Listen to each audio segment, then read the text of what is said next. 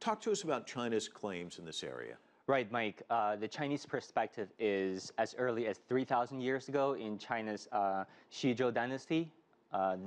Those islands in South China Sea, the disputed islands today, were observed by Chinese vessels. We call them Nanfanghai or South China Sea.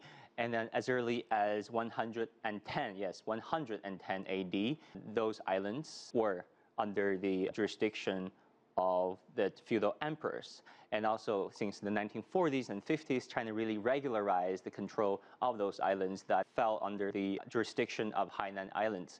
Hainan province, one of the 34 Chinese provinces. And actually, this is also rooted in international recognition. After World War II, the Allied powers, the winners, came together and made this Cairo Declaration. In its first chapter, it asked Japan to return all these islands, the Spratly and the parcel, what we call Xisha and Nansha Island, to China. Mike, people say that, oh, why do China talk so much about the history? Well, history matters. If you think about the 1889, when the U.S. acquired the island of Samoa in the Treaty of Berlin, or if you think about 1893 when U.S. annexed the Kingdom of Hawaii, or if you think about 1898 through the Treaty of Paris, U.S. acquired Puerto Rico and Guam from Spain.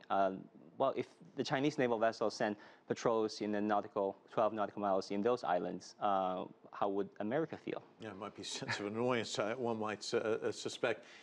President Xi was just here for a state visit. Obviously, this is something that was discussed. There's some friction here, but a rather stern response from China, correct? Yeah, I think so.